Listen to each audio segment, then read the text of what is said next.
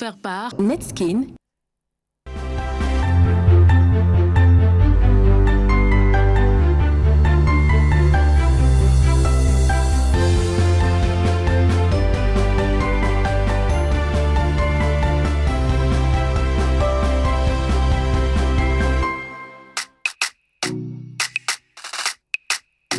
Son corps, c'est la magie. Sa peau est douce, comme de la soie. Sa peau est éclatante, comme les rayons du soleil. Sérieux, elle dégage un parfum d'une douceur. Je me suis levé du lit en me demandant de quelle planète pouvait venir cette fille. Quand je suis entré dans la salle de bain, c'est alors que j'ai découvert la source de sa clarté, l'origine de l'éclat de sa peau. Netskin, savon antiseptique aux actifs bioéclaircissants. Netskin, idéal pour la santé et la clarté de ma peau. Aujourd'hui, si j'ose parler, c'est parce que je me mets dans la peau de celles qui vivent cette situation aujourd'hui. Alors là, moi aussi, je suis une femme mariée, séparée, mère de 7 enfants.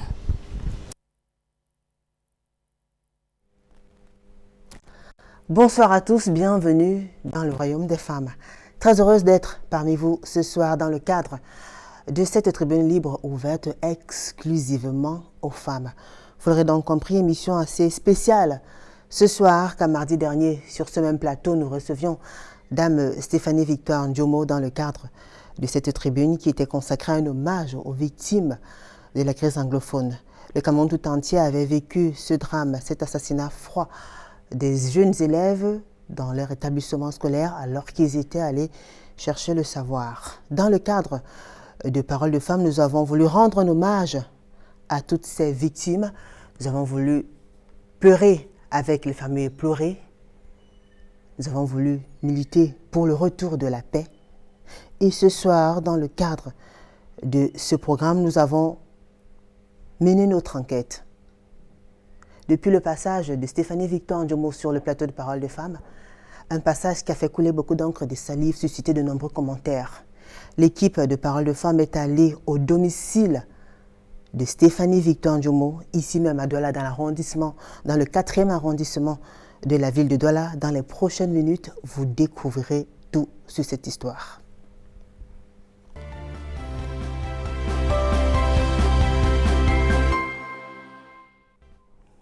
Avant de vous présenter le panel, je vous invite à suivre attentivement ce reportage qui a été mené dans la capitale économique par nos reporters Kedjaha ici présente et Dani Warren Zede qui sont allés à la rencontre des proches de Stéphanie Victoire Ndiomo. On écoute attentivement cette enquête et on se retrouve juste après. Aujourd'hui, si j'ose parler, c'est parce que je me mets dans la peau de celles qui vivent cette situation aujourd'hui. Alors là, moi aussi, je suis une femme mariée, séparée, mère de 7 enfants. N'ayant pas de quoi nourrir mes enfants, n'ayant pas le soutien, j'ai rejoint une sœur à Kumba avec mes enfants. Là, nous étions en location, on se battait. Le peu d'argent que j'avais un petit shop devant la cour. C'est là que je me demeurais avec mes enfants. Alors tout ceci a commencé. Je ne peux pas très bien vous expliquer parce que franchement les mots me manquent. Tellement c'était difficile. Je ne pouvais pas faire la marche arrière. Comment retourner sur Douala? Alors j'étais à Kumba avec les enfants. Cette guerre a commencé. Quand ça a pris un quartier, on se disait que nous étions épargnés. Quand ça a pris le second, on se disait que nous sommes épargnés. Mais la chose a continué à grandir. Ces enfants n'ont pas demandé à naître. Elles n'étaient que des bébés. J'ai pris la peine de prendre les deux pour fuir avec. Nous sommes entrés dans des brousses. La course, ça a été... Avec tous les 7 enfants ou avec les 2 seulement? Les 2 seulement, parce que les autres, elles avaient pris le temps de congé pour Douala. Il y avait les 2 autres, quand ça a pris de l'ampleur. Quand c'est arrivé à votre niveau? Oui, quand c'est arrivé à notre niveau. Alors, c'est dans la forêt que j'entre avec mes enfants, à pied. De jour comme de nuit. Il n'y avait pas de quoi manger, il n'y avait pas de quoi boire. Je ne peux pas vous dire ce qui s'est exactement passé. Je ne sais même pas comment ces enfants ont survécu. Je ne sais pas comment j'ai survécu. Mais le Dieu qui est notre Père, lui seul, le sait. Vous parlez des 5 autres enfants, vous ne savez pas comment ils ont survécu? Oui. Voilà. Alors les 2 avec qui je courais dans la brousse, le jour était fait pour dormir dans la brousse et la nuit était faite pour marcher. Alors, dans cette course, une est morte. Une de vos jumelles? Oui. Elle est tombée, on l'a écrasée. Elle Le était corps, souffrante, c'est... elle était malade. Un enfant qui n'a pas de soins. Un enfant qui n'est pas nourri. Un enfant qui n'a pas l'amour. Un enfant qui n'a pas demandé en aide.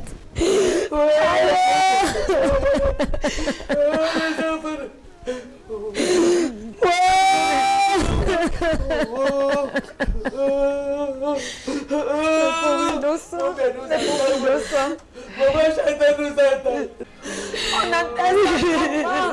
Dites-nous comment on enterre ce jalon. Dites-nous comment le corps de son enfant dépiécé. C'est ce que nous avons vécu dans la brousse. Mais aujourd'hui on vit ça en ville. Et ma foi c'est parti de la brousse pour la ville. Ça ne sera plus le nord-ouest, ça ne sera plus le sud-ouest. Ça va aller au littoral, ça va aller au centre. Nous sommes fatigués. Nous sommes fatigués. C'était donc là le passage, mardi dernier, de Stéphanie Victor Ndjomo sur le plateau de Parole de Femmes. Une émission qui avait été organisée pour rendre un vibrant hommage aux victimes de la crise anglophone. Quelque temps après, nous sommes allés plus loin. Nous sommes allés au domicile de Stéphanie Victor Ndjomo. Qui est-elle? L'équipe d'Equinox Télévision, à travers ses reporters, Kate Jaha et Danny Warren Zede, ont tendu le micro aux enfants de Dame Ndjomo ainsi qu'à son beau papa. Dans les minutes qui suivent, je vous invite à écouter attentivement ces différentes réactions au micro de nos reporters. Ces conditions de promiscuité extrême que Victoire Stéphanie Ndjomo vit depuis bientôt 3 ans avec ses enfants. Dans un coin de la véranda, les affaires empilées pêle-mêle dans ce qui sert à la fois de débarras, de chambre et de dressing. Alors qu'une vendetta s'est levée sur la toile pour qualifier ces déclarations sur le plateau de l'émission Parole de Femmes de mensongères, les enfants de Stéphanie témoignent. Maman a vécu en zone anglophone au quartier Fiango. Elle avait des jumelles et elle a perdu ses jumelles dans la crise anglophone. Elle est revenue ici là chez le papa de ses enfants et puis maintenant on a même fait plus de 3 mois sans se voir. On ne savait même pas qu'elle était déjà rentrée ici là. C'est un jour maintenant, parce que j'avais toujours le même numéro que ma maman a eu à nous contacter pour nous dire qu'elle est là. On est venu ici là dans sa belle famille, rester avec elle jusqu'à aujourd'hui. L'histoire, telle que racontée sur le plateau de Parole de Femmes, date de 4 ans, en plein début de la crise anglophone. Si Victoire Stéphanie Ndjomo a pu sortir de la vivante, il faut dire qu'elle n'a pas pu emporter grand-chose avec elle, d'où la difficulté à retrouver des photos de ses enfants décédés et même des documents officiels. Parce que tout a été brûlé, perdu dans la crise, y compris même ma mère qui a eu son acte maintenant. Si on veut bien constater, son acte n'a plus d'écriture ni de signature du maire et tout. C'est juste son nom qui est en haut et quelques images, quelques écrits qu'on voit. Le reste, on ne voit plus parce qu'il n'y a pas de soutien, il n'y a pas des signatures. Et c'est à cause de ça qu'elle n'a pas pu faire la carte d'identité depuis. À cette époque-là, après avoir parcouru de nombreux kilomètres dans la forêt, elle se retrouve finalement dans le Mungo avec ses compagnons d'infortune. De là, elle prend la direction de Bonasama, au quartier Bonaberi, où réside le père de ses jumeaux décédés, dans la forêt. Ce dernier vit chez son père à lui et c'est lui qui accueille Stéphanie dans sa maison. Je sais qu'elle a fait la zone, puisque d'ailleurs elle est parfaitement bilingue. Il y a environ 3 ans, 3 à 4 ans même, que je l'ai adoptée. Elle est là, elle venait maintenant, elle est là. Je sais que Victoire défend toujours la bonne cause. Vous comprenez? Quel que soit ce qu'elle peut même dire, s'il faut seulement considérer ce qu'elle a dit.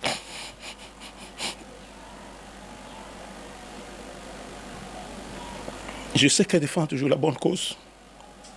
3 ans donc que cette mère de famille vit dans cette maison avec ses autres enfants dans des conditions extrêmes. Pourtant, pas pudeur, elle ne laisse rien paraître. Bon, nous sommes étouffés. On vit selon comme Dieu. On dit tout, dans tout, il y a Dieu dedans. Donc, c'est Dieu qui nous maintient jusqu'au jour d'aujourd'hui. C'est toute une misère. Vrai qu'on fait l'effort de se cacher, mais c'est toute une misère. Ça fait depuis on n'a pas pu à l'école. Depuis, nous tous nous sommes à la maison. Dans la nuit du dimanche 8 novembre, soit 5 jours après son passage sur Equinox Télévision, la jeune dame, toujours sous le coup des accusations de certains followers, va se faire interpeller dans cette maison par des hommes et femmes en civil. Les informations en notre possession parlent d'une décision d'interpellation qui vient de Yaoundé. On dit qu'un parti politique l'a payé pour parler à Equinox. Pourtant, ce n'est pas le cas. C'est la situation de maman qu'elle a vécue, qu'elle a racontée. Nombreux sont des gens qui ne connaissent pas la vie des gens, mais ils s'hasardent à dire du n'importe quoi dans des réseaux sociaux. Vous avez beau fréquenter avec elle, beau la connaître, mais vous ne connaissez pas par quoi elle est passée, par quoi elle continue à passer. Ma mère n'a rien fait. Elle n'a juste dit ce qu'elle a vécu. Et je crois au moins que s'exprimer ne veut pas dire qu'on est condamné. Ces enfants, 4 au total, abandonnés à leur propre sort, appellent à sa libération. Pendant ce temps, son beau-père, secoué dans cette situation, plaide pour la santé fragile de Stéphanie. Là maintenant, il est question qu'on lui achète la ventoline, parce que si on la remet dans la cellule là, je ne sais pas ce qui va se passer après. Je ne sais pas. Vous savez, les asthmatiques, dans ces conditions-là, je ne sais pas s'il faut supplier ces gens de lui accorder ne serait-ce qu'une petite mesure à cause de sa santé. Je ne sais pas. Moi, je ne sais pas. C'est les autorités, sont eux qui décident. Mais je prie que, pardon, même si on va lui faire n'importe quoi selon la loi, au moins qu'on la maintienne dans des conditions qui lui permettent. Ça va. La balle.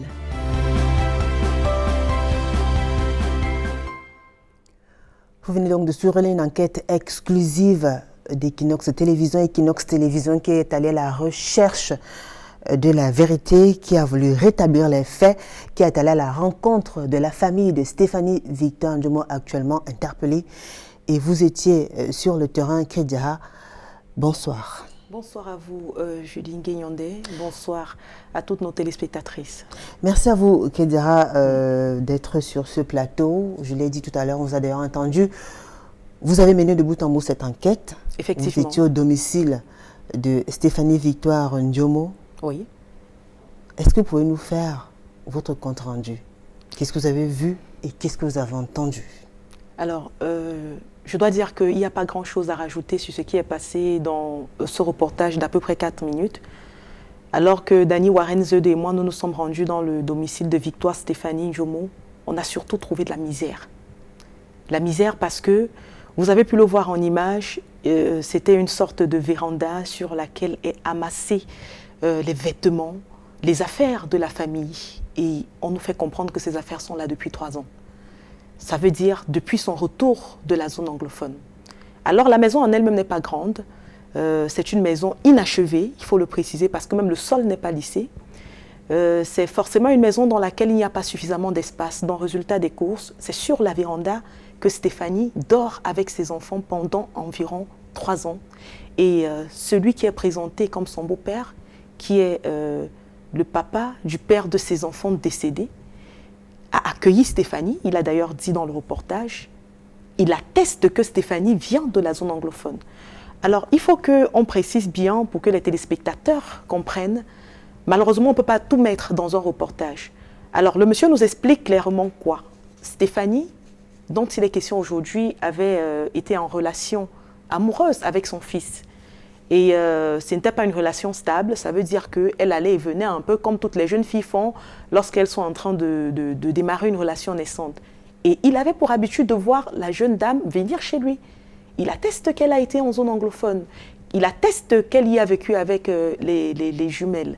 Et ce qui est assez difficile à supporter dans cette affaire, c'est le fait qu'une famille entière soit en train de témoigner de son vécu et qu'on ait quand même des Camerounais, des super Camerounais, j'ai envie de dire, qui connaissent le vécu d'une personne mieux qu'elle.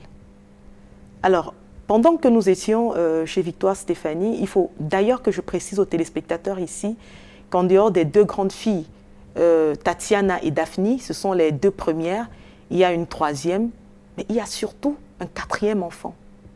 Un enfant qu'elle a fait quand elle est sortie de la zone anglophone. Cet enfant a 2 ans. Ça veut dire qu'à l'heure où je suis en train de vous parler, à l'heure où vous êtes chez vous, vous avez certainement envoyé vos enfants dormir.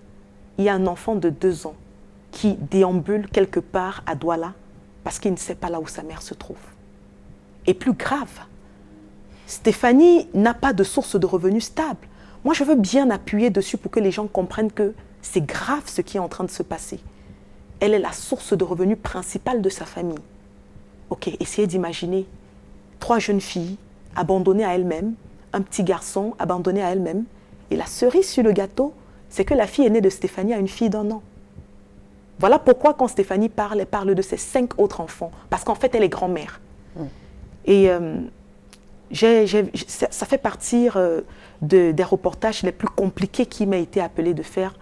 Parce qu'au cours de ce reportage, vous voyez des enfants qui pleurent. Vous voyez un papa, comme le beau papa de Stéphanie, qui est en larmes, qui vous explique que Stéphanie est asthmatique, elle est hypotendue, elle a des problèmes de cœur.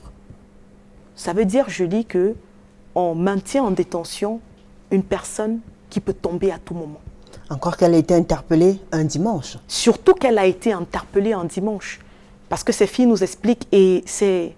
Il faudrait qu'on apprenne à faire les choses bien dans ce pays. J'en parle, j'ai des frissons. Il faudrait qu'on apprenne à faire des choses bien dans ce pays. En fait, quand on interpelle Stéphanie, elle est à la maison avec sa 2e fille.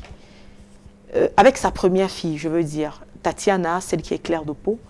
Et elle est à la maison avec sa mère quand on toque à la porte. Elle voit 2 dames débarquer qui simulent une panne de véhicule, qui leur demandent de l'eau parce que le véhicule aurait surchauffé, il faut refroidir. Comme elles n'ont pas de liquide de refroidissement, il faut utiliser de l'eau. La jeune fille va chercher des bouteilles d'eau qu'elle leur donne et elle lui lance « Dis-moi, est-ce que ta mère est là ?» Naïvement, elle répond « Oui, maman est là. Est-ce que tu peux l'appeler ? Maman, il y a des gens qui te cherchent. Maman sort. On lui demande, c'est toi qui es passé sur le plateau d'Equinox Télévision? Naïvement, elle répond oui. D'accord, il faut nous suivre. On ne lui présente pas de documents qui attestent qu'elles sont en état d'arrestation. C'est une arrestation qui se fait par des personnes en civil. C'est une arrestation qui se passe le dimanche. Je veux bien comprendre, peut-être que je ne maîtrise pas la loi. Je ne sais pas si on peut interpeller quelqu'un un jour férié. Si on peut interpeller quelqu'un après 17 heures, si cette personne n'est pas sous le coup d'un mandat de recherche. Donc, c'est des éléments qui, bref, de fil en aiguille, c'est comme ça qu'on va prendre Victoire Stéphanie. On va d'abord la mener à la brigade de gendarmerie de Bonasama. Alors là, ces filles qui sont un peu perdues essaient de savoir comment ça se passe et qui se passe. Et les dames reviennent après pour lui dire le téléphone de votre mère, il est où? On ne sait pas là où maman a mis son téléphone. Elles lui disent, bon, ok, on s'en va avec elle. Les enfants s'en vont à Bonasama pour savoir ce qui se passe. On n'est pas capable de leur donner des informations. Le lendemain matin, elles rentrent à Bonasama. On leur fait comprendre que leur maman a été transférée à la police judiciaire. La petite Daphne, qui est la 2e née, prend sur elle avec le beau papa de Stéphanie d'aller à Bonanjor. Mais là-bas, on dit qu'elle n'est pas là. Ils font le tour d'à peu près toutes les gendarmeries pour finalement atterrir au groupement de gendarmerie qui est à la place de la Besséké. Et là, ils demandent Victoire Stéphanie. On leur dit non, on n'a pas quelqu'un de ce nom. On va fouiller parce qu'il y a, je pense que ça s'appelle une main courante, quand quelqu'un rentre dans une gendarmerie. On enregistre. Effectivement. Victoire Stéphanie n'est pas enregistrée. On lui montre le registre, on dit, il n'y a pas de Victoire Stéphanie Ndjomo ici. Et le monsieur a le réflexe d'expliquer les conditions dans lesquelles elle a été interpellée. Et on lui dit, ah oui, d'accord, il y a une femme qui est détenue quelque part là dans la cellule. Et ils plaident pour elle, ils leur disent, elle est malade.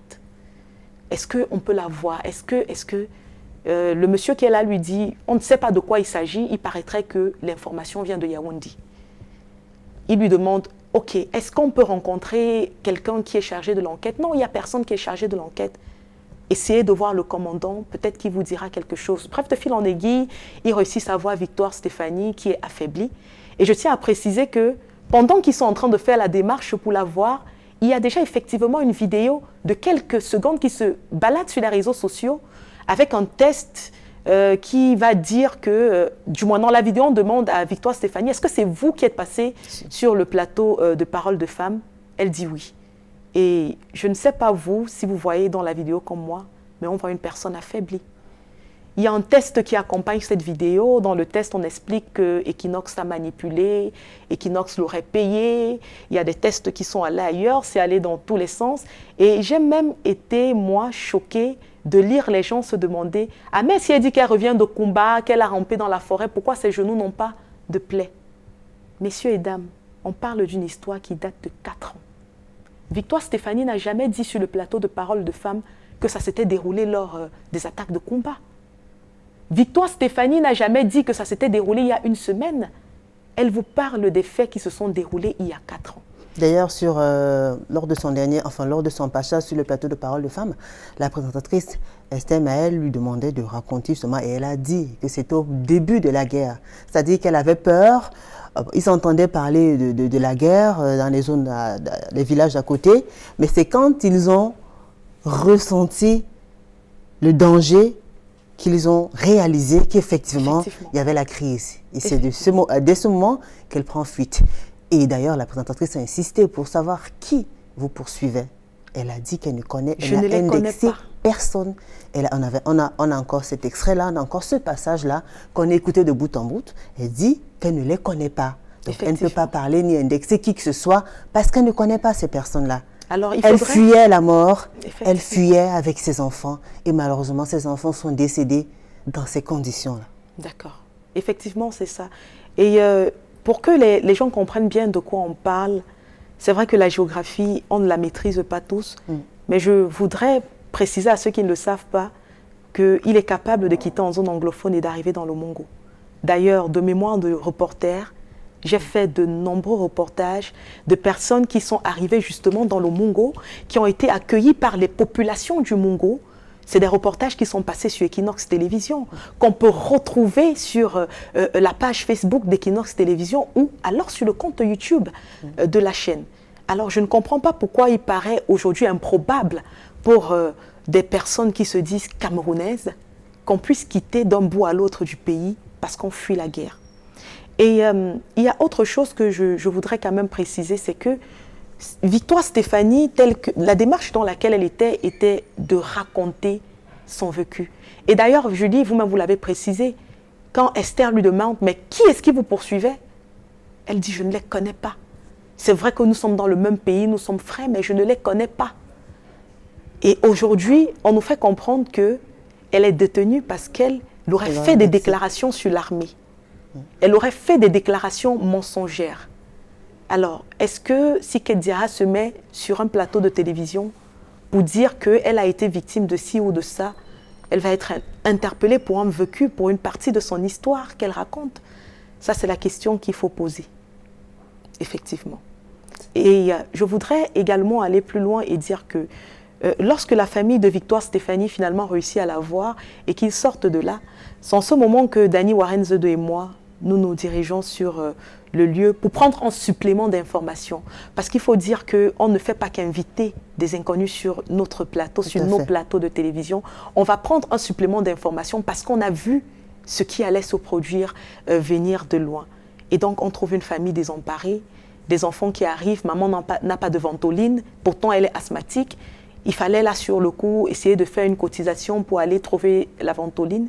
Et au moment où on est finalement en train de se dire, bon d'accord, on va aller remettre la ventoline et puis on va continuer de maintenir les enfants qui sont un peu perdus. C'est comme ça qu'une autre information tombe pour nous expliquer que non, elle n'est plus au groupement de gendarmerie, elle a été ramenée à la brigade de gendarmerie de Bonasama. Et je voudrais vous préciser que, avant que je ne monte sur ce plateau, les dernières informations qui nous venaient de ce côté disaient effectivement qu'elle n'est plus à la brigade de gendarmerie de Bonasama, elle aurait encore été déportée au groupement de gendarmerie de Bonanjo. Depuis dimanche.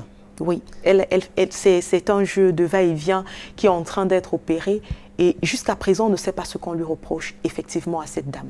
Pour une femme qui a une santé fragile. Extrêmement fragile. Et une femme qui n'a fait que raconter ce qu'elle a vécu, qui a été traumatisée par la perte de ses 2 bébés en pleine forêt. Effectivement. Et Julie, moi je veux parler en tant que journaliste, en tant que reporter, mais on ne peut pas empêcher mon cœur de mère de parler. On ne peut pas, nous ne sommes que des femmes sur ce plateau, même si on n'a pas encore directement donné naissance, on ne peut pas empêcher nos cœurs de mère de parler. Quand une maman se met sur un plateau, une maman en larmes, je ne sais pas si c'était une sorte de manipulation politique, je ne sais pas si elle a cité un parti politique, je ne sais pas si elle a même fait allusion à une appartenance de la société civile. Moi, j'ai vu une maman éplorée qui a souffert les affres de la crise anglophone et qui demande juste que cette guerre s'arrête parce qu'on en est tous là. On en a marre de voir mourir nos enfants, nos époux, nos frères, nos sœurs, nos mères. On veut que cette guerre cesse, c'est tout ce qu'on veut. Alors il ne faudrait pas que les Camerounais se détournent du débat central.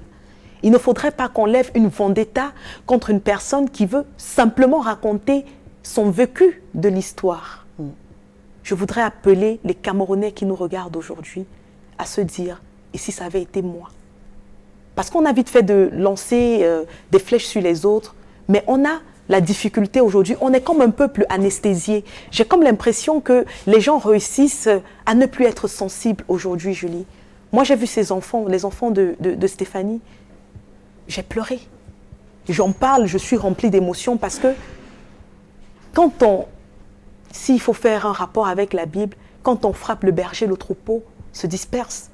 Mais si aujourd'hui la maman de famille a été frappée, est détenue, vous comprenez bien que ces enfants sont des cibles potentielles pour à peu près tout. Tout à fait. Nous allons profiter pour rappeler à nos fidèles téléspectateurs que les invités qui interviennent sur nos différents plateaux, notamment sur le plateau de Parole de Femmes, interviennent en toute liberté, sans aucune rétribution. L'émission est gratuite, c'est une tribune libre qui est ouverte aux femmes de tous bords. Une tribune ouverte exclusivement aux femmes. Évidemment, il y a une seconde partie qui permet à tout le monde de réagir. Nous voulons aussi rappeler que non seulement la participation est gratuite, mais qu'il n'a jamais été question de monnayer ou de payer qui que ce soit pour que cette dernière, en tant qu'invitée, vienne faire des déclarations mensongères. Nous avons, dans le cadre du programme du mardi 2 novembre 2020, respecté les canaux. Nous avons fait ce qu'on a l'habitude de faire à chaque fois qu'on a un thème qui sera développé dans cette tribune à travers un casting. On fait une sélection. Nous respectons les canaux d'évaluation avant de valider le passage de nos invités sur le plateau de Parole de Femmes. Elles témoignent en toute liberté. D'ailleurs, c'est une tribune libre.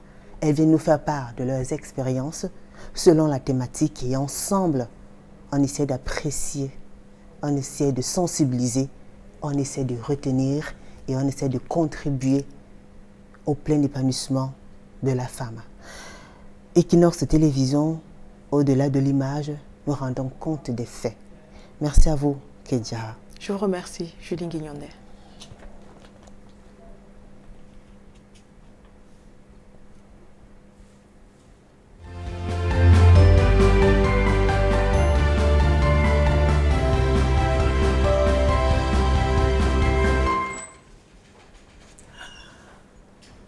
C'était donc là la première partie de ce programme consacré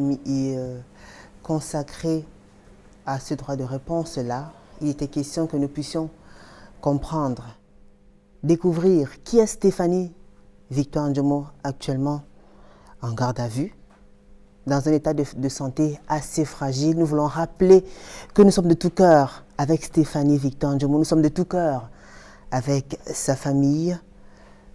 Equinox Télévision est plus proche et restera toujours proche du peuple. Dans le cadre donc de cette émission, nous avons une deuxième thématique. Toujours chez mes parents, elles sont nombreuses, ces femmes qui ont un certain âge, qui vivent encore chez leurs parents. Les hommes aussi. Une situation assez confuse pour certains, qui peut être interprétée de diverses manières. Il y en a qui trouvent cela inadmissible, il y a d'autres qui pensent que ça dépend. Il n'y a pas d'âge pour vivre avec ses parents. Dès que possible, quand on a une situation ou alors une certaine position, on peut partir. Ce n'est pas toujours le cas. Situation assez confuse des fois. Alors ce soir, dans le cadre de Paroles de femmes, nous donnons la parole justement à ces femmes-là. Et pour en parler, j'accueille sur ce plateau Prudencia Mbianda. Bonsoir Prudencia. Bonsoir. Comment allez-vous? Prudencia Mbianda, vous êtes mariée, mère de 6 enfants, vous êtes institutrice, vous vivez à Gaza, à Yassa, dans l'arrondissement de la 3e. Effectivement. Merci à vous d'avoir accepté cette invitation. Merci à vous aussi de m'avoir invité. Alors, Prudencia, nous parlons justement du fait, enfin de ces femmes, de ces hommes-là.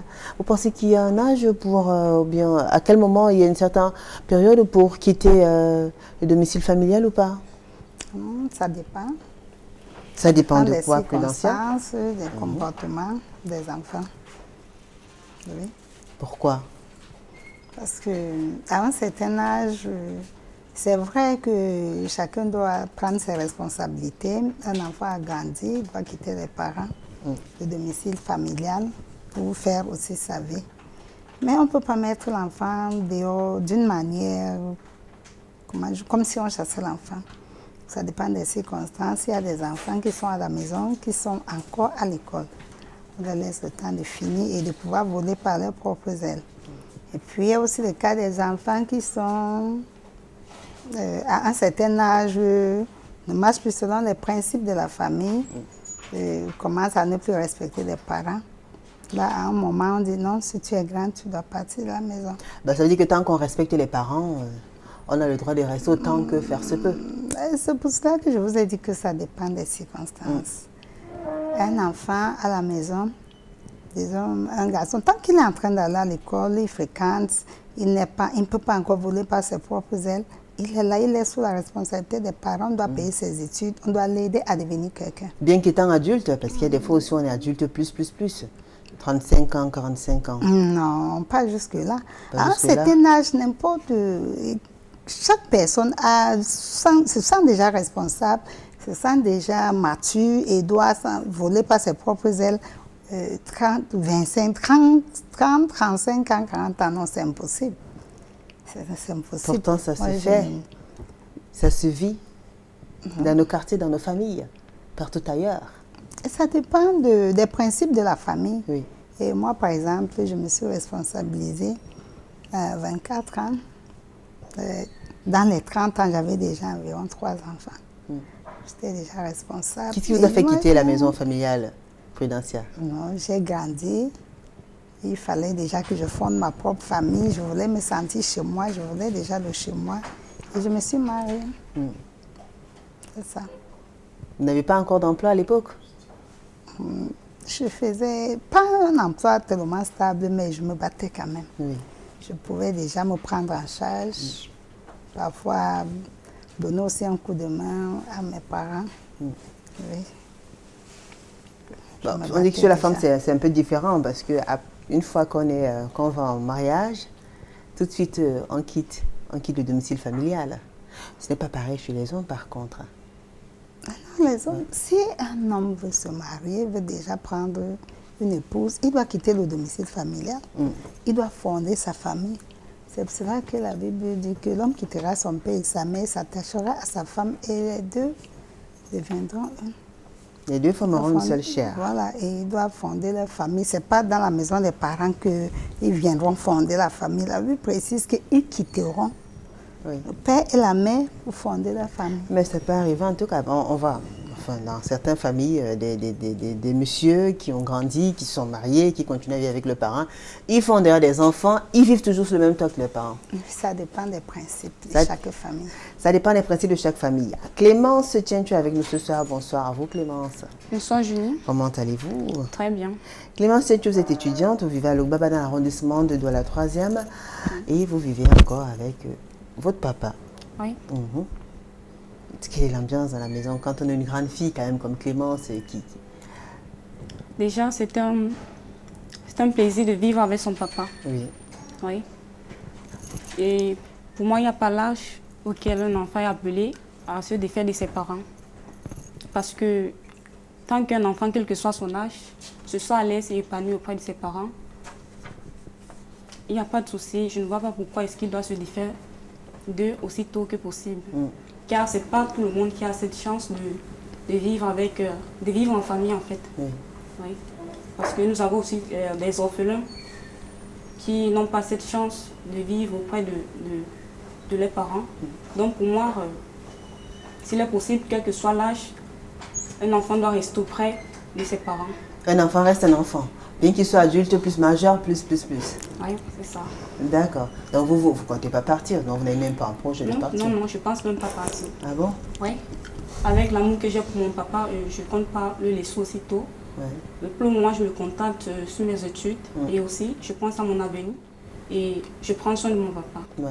Depuis tard, vous serez appelé à fonder une famille peut-être ou bien à aller? Oui, c'est vrai, mais avec beaucoup de temps. Avec beaucoup de temps. Oui. Geneviève Laure-Moudiou avec nous ce soir. Bonsoir à vous, Geneviève. Bonsoir, Julie. Comment allez-vous? Je vais bien. Alors, Geneviève, ça va? Vous avez passé une bonne journée? Assez. Des enfants en couple? Des enfants célibataires. D'accord. Geneviève, nous parlons ce soir de le thème de l'émission de ce soir, le deuxième thème. Est-ce il y a eu une première partie, une partie assez spéciale. Maintenant, nous sommes à la deuxième partie, à la seconde partie, et nous parlons de ces femmes-là qui vivent encore avec leurs parents, qui vivent encore au domicile de leurs parents. Moi, je dirais que je suis contre cette attitude. À un certain âge, l'enfant est appelé et aller se chercher. Et tout de suite, j'ai envie de vous poser la question de savoir à quel âge exactement, quand vous parlez? À partir de 28-30 ans, l'enfant est appelé à aller fonder sa famille. Bon, aller se chercher, même si c'est un garçon qui n'est pas encore prêt pour le mariage, même si c'est une fille, aller se chercher, quitter le domicile familial. Parce qu'en restant toujours au domicile familial, il ne pense pas à son avenir. Donc il s'est dit, bon voilà, j'ai tout sur place, qu'est-ce qui me manque, qu'est-ce que je pourrais encore demander. Donc quand il va... Vous pensez qu'il cultive un peu, il développe une certaine paresse quand il vit avec ses parents? Tout à fait. Quand il va et qu'il est seul, il rencontre des difficultés de la vie. Il commence à réfléchir, il mûrit, et puis il se lance dans la vie active. Et si c'est pour les études, il va se lancer plus dans ses études, chercher à réussir. Bon, ça c'est mon humble avis. Il y a les parents aussi, bien que leur fils soit autonome ou leur fille soit autonome, préfèrent les garder avec eux à la maison. Moi, je ne suis pas du même avis. Parce que moi, déjà à l'âge de 30 ans, moi je pourrais plus garder l'enfant chez moi. Je vais te demander d'aller te chercher, même s'il faut que je te soutienne, c'est loin de moi. Donc, je peux te soutenir de temps en temps, mais que tu ne sois pas à côté. Qu'en pensent nos chers compatriotes? Dani Waranzede a tendu son micro à certains hommes et certaines femmes. Dans les minutes qui suivent, vous allez donc écouter les différentes réactions et c'est le temps pour moi de rappeler à tous ceux qui nous regardent que vous avez l'occasion de nous envoyer vos témoignages et réactions. Vous avez plusieurs plateformes à travers lesquelles vous pouvez nous joindre. Déjà l'émission en ligne, en direct sur la page officielle d'Equinox, Equinox TV sur Facebook. Également en ligne sur la page officielle de l'émission Parole de Femmes ITV 2015. Avec nous vos SMS, vos témoignages et réactions. Nous écoutons attentivement ce Vox Pop et on se retrouve juste après. À mon humble avis, les filles à partir de 25 ans et plus qui ne sont pas mariées, qui vivent encore chez leurs parents, je pense quelque part elles sont responsables de ce qui les arrive parce que à cause des longs yeux, Lorsqu'on rencontre celui qui veut que vous cheminez ensemble, vous vous débrouillez ensemble pour construire un avenir, on veut celui qui a déjà tout bâti, et puis on veut s'asseoir et manger et tout ça là. Et les jeunes filles d'aujourd'hui n'ont plus cette culture de souffrir avant de manger. L'erreur que certaines filles commettent, c'est parce qu'elles s'attardent à rester derrière le conseil de leurs parents. Mes parents disent que si tu n'es pas ministre ou bien si tu n'es pas directeur d'entreprise, que je ne l'épouse pas, et puis elles changent souvent leur destin. Donc je peux dire qu'elles sont à l'origine de ce qui les arrive. Ce n'est que normal. Déjà que le mariage, c'est une histoire de chance. Et à l'inverse, comme c'est la jeune fille, l'homme doit être mûr pour aller en mariage parce qu'il faut nourrir la femme. Vu la situation que nous passons au Cameroun actuellement, il n'y a pas de boulot, tout est dur. D'où il y a moins de jeunes se marient. Et d'un autre côté, les femmes aussi attendent les hommes qui viendront vers elles.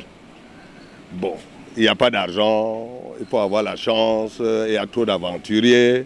C'est tout ça qui fait que ce n'est pas possible. Tu vas trouver les femmes vieillissantes, elles sont chez elles. Selon moi, la cause pourrait être, je ne sais pas comment expliquer ça, les multiples déceptions. Parce que de nos jours, c'est difficile de trouver un homme sérieux. La plupart du temps, quand tu es en couple avec quelqu'un, tu te dis qu'il te prend au sérieux et tout. Pourtant, comme on dit de nos jours, le langage courant, tu n'es que son chat. Et puis à force de déception, à force d'avoir des déceptions, tu préfères rester chez tes parents. On peut tout autant être épanoui et réussir dans la vie sans pour autant être marié, se focaliser là-dessus.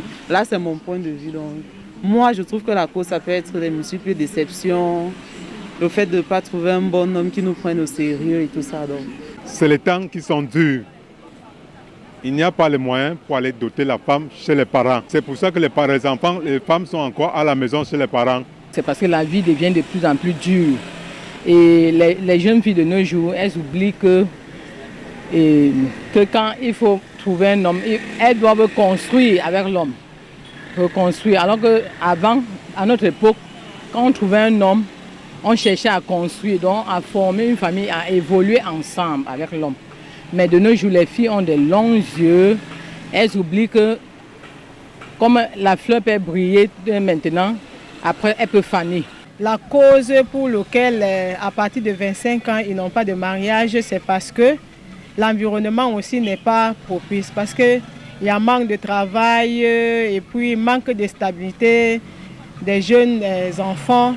Par rapport à ça aussi, les jeunes filles, ils ne veulent pas peut-être avoir un mariage pour lequel ils sont incapables. Donc le jeune garçon est incapable de lui mettre au niveau où il demande.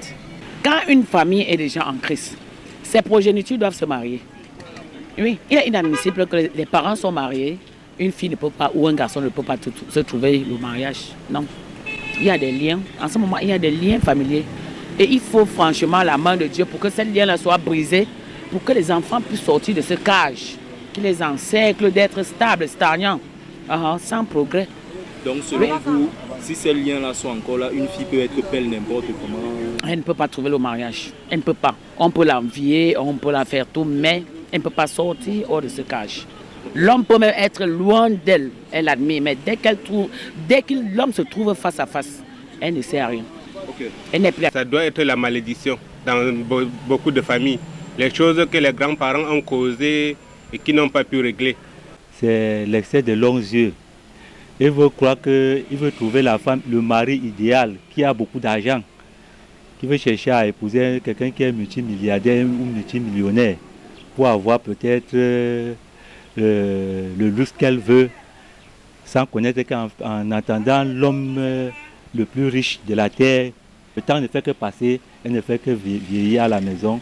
Après 30, 35 ans, 45, 40 ans, elle commence à s'exclamer que mais, je suis où? Qu'est-ce que je fais encore chez nous?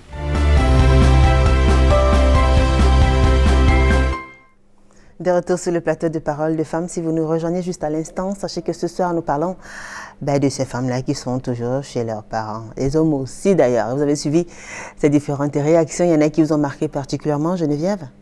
Laquelle? Ou plutôt lesquelles? Bon, celle qui dit que les femmes sont encore chez les parents parce qu'elles n'ont pas trouvé un homme capable de subvenir à ses besoins capable de lui mettre à la hauteur. Bon, moi je dirais, la femme ne doit pas toujours compter sur l'homme. La femme ne doit pas toujours compter sur l'homme. Ce n'est pas parce qu'à 30 ans, 35 ans, tu n'es pas encore marié que tu vas rester chez tes parents parce que tu attends ton âme sœur. À un certain âge, pour la femme, à un certain âge, à partir de 35 ans, c'est mieux d'aller se chercher ailleurs. Mais l'homme, à partir de 30 ans, devrait déjà quitter le domicile familial. Oui, parce qu'en fait, il y a des gens, on connaît des hommes qui ont assez de moyens, même comme il y a la concession familiale, ils s'éternisent dans la concession familiale, ne pensent pas à aller se chercher, et du coup, des discussions, des tiraillements à la maison. La fille est là avec ses enfants, le monsieur avec sa femme et ses enfants, là, à la maison familiale, chacun occupe sa chambre. Vraiment, c'est pas du tout encourageant. C'est pas encourageant. D'accord. Et vous alors, Clémence, une réaction qui vous aura marqué? Pour ces hommes qui pensent que tout va, une femme doit réussir toujours dans le mariage, c'est pas ça. Oui. Une femme peut réussir, même étant chez ses parents. Elle peut toujours penser à son avenir. Et elle peut bien faire aussi ses enfants, même dans la maison familiale. Donc ça ne dérange pas. Pardon. Ah bon? Oui, pour moi, ça ne dérange pas. Non. Parce que tant que vous êtes en famille et qu'il y a l'amour et l'entente et tout passe, bon, c'est plus beau. Et faire les enfants dans la maison familiale avec qui? Ça se voit, il y a des femmes qui ont justement, elles ont fait des enfants, elles ont fondé leur foyer alors qu'elles vivaient encore avec leurs parents. Pareil pour les hommes. Oui, ça se vit et ça se sait dans certaines familles. C'est l'irresponsabilité. Non, voilà, c'est ce qui est même mieux là-bas. Non. C'est ce qui est mieux. Attends, je veux savoir, toi la fille, tu fais des enfants chez tes parents, avec qui? Merci beaucoup madame la journaliste. C'est incroyable. Avec qui chez les parents? Merci, elle insiste en plus. Madame, c'est moi qui pose les questions, s'il vous plaît. Mais vous voulez savoir, mais c'est moi qui devrais chercher à savoir, puisque c'est moi qui pose les questions. Allez-y. Allez-y, Clémence. Donc pour vous, c'est normal en fait. En fait, si jamais ça arrive, ça pourrait se... C'est compréhensible selon vous. Oui, c'est compréhensible. Parce que il y a de nombreuses familles. Quoi, ça diminue les dépenses, on est plus protégé. Bon, tout ça, on profite toujours l'amour des parents. Oui, c'est ça. On profite de l'amour de ses parents. C'est de ça qu'il s'agit. Présidentielle. Vous avez dit tout à l'heure que ça dépendait des conditions. Il y en a qui disent que c'est parce que les femmes, ils parlent de gros cœur, des longs yeux. C'est-à-dire, elles visent un peu plus loin. Non. Elles sont assez ambitieuses, elles sont peut-être un peu trop exigeantes et du coup, elles ont de la peine à avoir des propositions. Non, j'ai dit ça dépend et je continue à dire ça dépend. Ça ne dépend pas des longs yeux ou de quoi que ce soit. On ne peut pas avoir un enfant qui ne peut pas déjà s'en sortir seul dans la vie, pousser l'enfant à aller dehors. On ne peut pas le faire. Il faut que l'enfant trouve de quoi faire. Même les longs yeux. Aujourd'hui, la femme et l'homme sont appelés à se chercher, à se battre dans la vie et s'entraider mutuellement et prendre leurs responsabilités en main.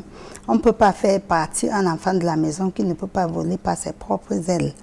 Et, sauf dans le cas où l'enfant est déjà, se croit déjà grand. Comme je disais tantôt, manque de respect, ne marche plus selon les principes de la famille.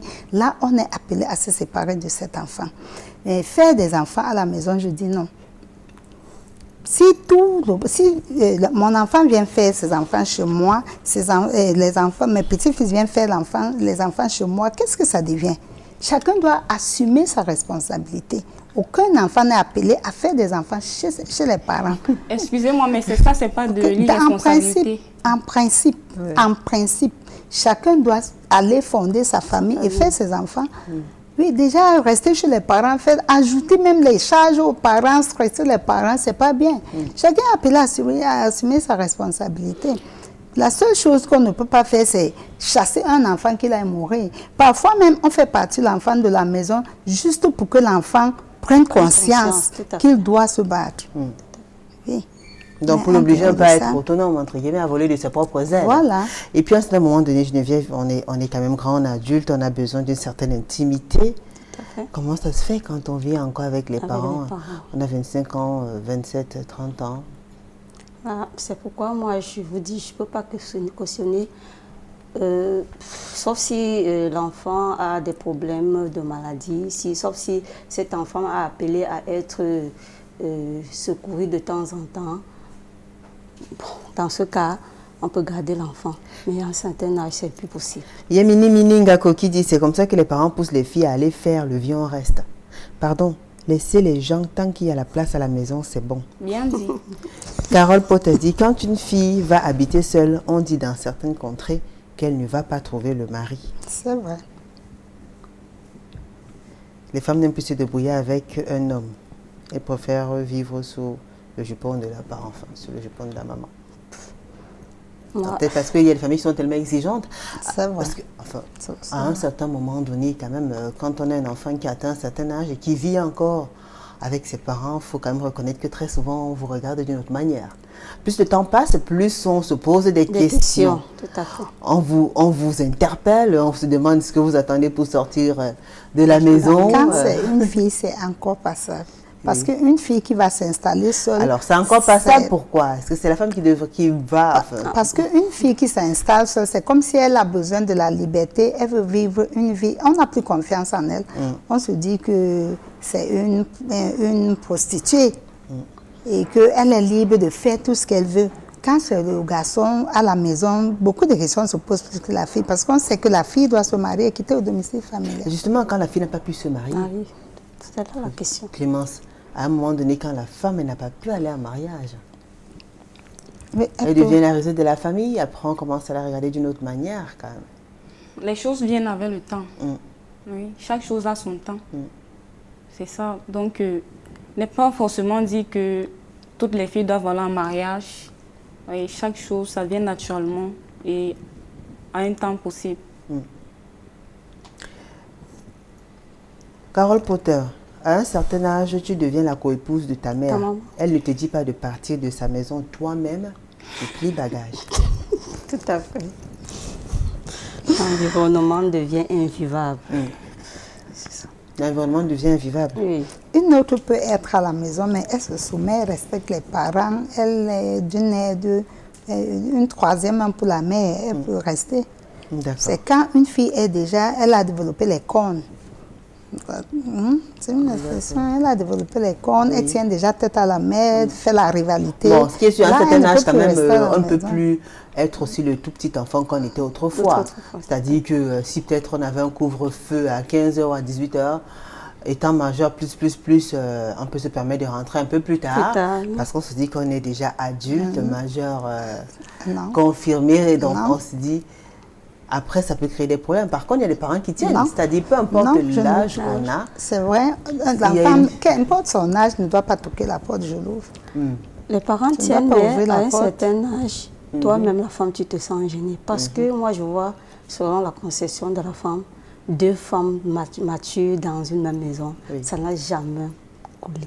Mais il s'agit de la mère et de l'enfant. Oui, mais l'enfant, on dit aussi très souvent, l'enfant reste l'enfant. Oui, c'est ça. C'est ça. Quand tu élèves un enfant, c'est pour que cet enfant grandisse.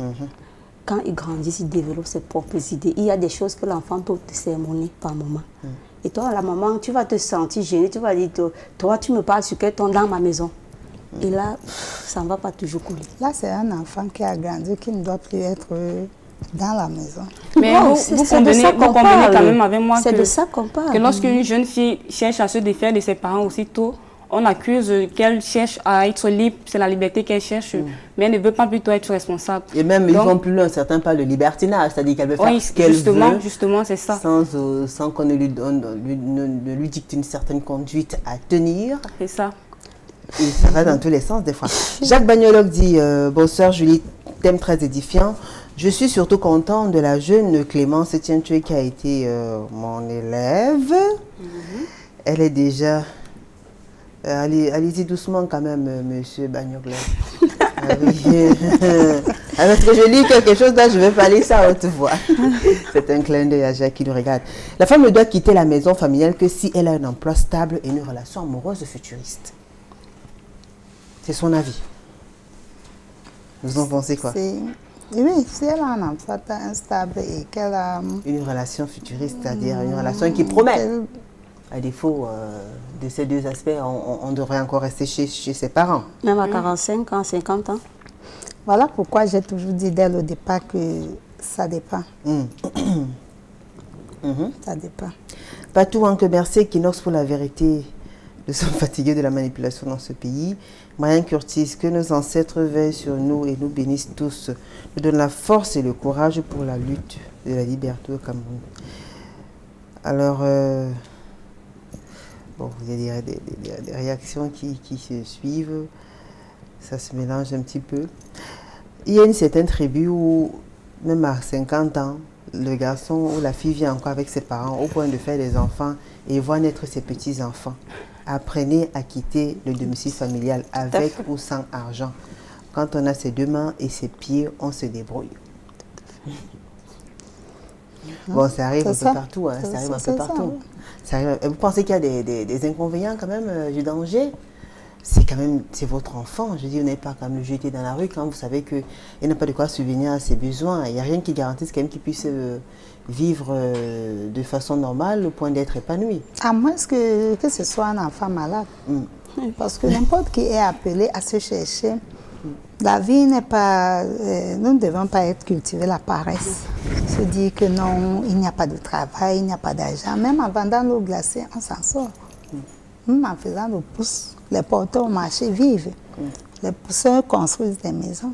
Donc vous pensez que ceux qui sont encore avec leurs parents, à partir, enfin, qui ont déjà un certain âge et qui vivent toujours avec leurs parents, ce sont des partisans du moindre effort, ils ne veulent pas travailler, ils ne veulent rien faire. Effectivement. Non, je ne suis pas d'accord. D'accord, Geneviève, vous en pensez quoi? Il y en a qui travaillent, qui sont assez nantis, mais qui refusent de quitter le domicile familial. Mais qu'est-ce qu'il faut donc faire pour qu'ils quittent le domicile familial, Dana, Chana? Je ne sais pas. Ils sont là, c'est la maison de papa. Bon. Il y en a aussi qui sont des héritiers. Bon, héritiers. Ouais. Héritier ne veut pas toujours dire que tu vas venir rester chez papa. Tu peux créer ton environnement. Mais il y a quand même certains... Enfin, il y a des cas où on impose à l'enfant de vivre de domicile de dans ce cas, c'est acceptable. Oui. C'est acceptable. Oui. C'est dans un cas précis. Et pas que tu travailles, tu as des moyens. Au lieu d'aller te fonder une famille, créer ton propre domicile, tu viens rester chez les parents. Moi, je trouve ça... Je ne peux pas supporter. Vous ne pouvez pas supporter? Vous avez quitté le domicile familial à quel âge? Bon, en fait... à quel moment? À l'âge de 19 ans, je me suis mariée. Bon, même comme après, ça s'est mal passé, mais à l'âge de 19 ans, j'ai quitté le domicile familial. Mais après... Il y en a qui partent aussi comme s'ils reviennent après. Hein. Quand ça se passe mal, ils reviennent vivre chez leurs parents. Oui, tu peux revenir après et pour prendre de l'an et aller te rechercher, rechercher pour aller te recadrer ailleurs après. Oui, on prend toujours de l'an dans la vie. Bon, pas que tu vas venir aimer domicile chez les parents. On grandit, on est dans le quartier qui nous a vu naître. On a passé toute notre enfance, on devient adulte plus. On devient parent. On va naître ses enfants, on se marie. Ses petits-enfants. Reste chez les parents. On se marie. C'est souvent bien. Et beau même. C'est souvent bien. Et très bien. Et vos enfants feront comment? Merci beaucoup, madame la journaliste. C'est vraiment le deuxième et le dernier avertissement. D'accord? Merci, Julie. Mes excuses. Donc c'est souvent bien. Ça. Bon, peut-être parce que pour l'instant, vous n'avez pas encore des propositions assez fortes et tout. Dans un futur proche, vous serez peut-être obligé de dire au revoir à votre papa. Oui, c'est vrai, mais je profite encore de sa présence maintenant. Très bien. Il n'y a plus assez de temps, le message pour sortir. Prudence, bien, vous avez la parole. Pour sortir, j'aimerais dire aux enfants de ne pas se contenter de rester chez les parents, de se battre, qu'à un certain âge qu'ils soient déjà chez eux et qu'ils assument aussi leurs responsabilités comme les parents ont assumé la leur. C'est ce que je voudrais dire aux jeunes. N'attendez pas qu'on soit obligé de devenir des fardeaux, qu'on soit obligé de commencer à vous regarder, vous manquer de respect. D'accord.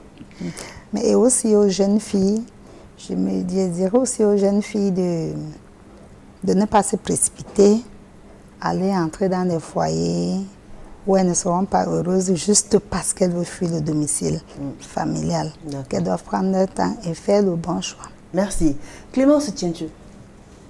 Bon, quant à moi, je dirais que tant qu'on vit en famille, et qu'on se sent à l'aise et il y a l'harmonie, on doit profiter des bons moments. Et que les jeunes filles particulièrement ne doivent pas se précipiter pour aller en mariage parce qu'elles vont penser à ce que diront les gens de leur entourage, leurs pensées en fait, de ne pas faire les choses selon eux en fait et de patienter. Car vivre en famille, c'est la plus belle des choses qui puissent exister. Très bien. Geneviève Laure Moudieu. Oui, moi je dirais qu'à un certain âge, on devrait quitter le domicile familial. Que nos jeunes s'arment de courage et réfléchissent comment ils doivent avoir le chez-soi. C'est toujours bien. On est heureux quand on a le chez-soi. Quand on a son petit jardin. Son petit jardin secret, son intimité. Merci à vous, mesdames. On va faire un clin d'œil spécial. Clin d'œil spécial à Francine, Madame Kitsch de Jeune et Jolie. Bisous à vous, Francine. Merci pour votre soutien inconditionnel. Merci à la grande équipe de La Nouvelle Expression. C'était une émission assez forte. Merci également à notre maquilleuse Amboto Biscottine. Merci à Dani Warenzede et à Kedira qui était sur le terrain. Merci à la grande équipe conduite par François Ducou. Mais je vous rappelle, les rediffusions jeudi à 15h, samedi à 11h. On se retrouve mardi prochain avec le même plaisir. Et l'homme sera un clin d'œil spécial à Ghislain Fekep, puis juste à côté, et Alice Lyon. Bonne soirée sur Equinox Télévision à mardi avec le même plaisir. Merci, au revoir. This program was brought to you by Netskin.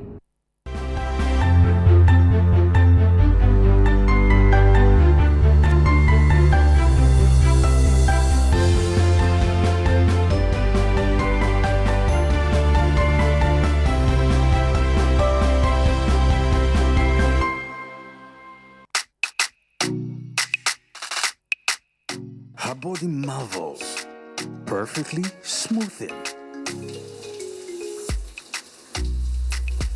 Bright like the sparks of the moonlight.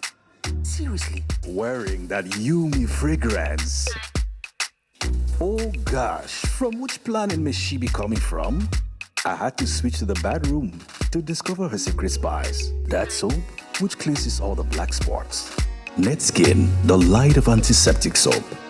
Netskin, the best for my glow.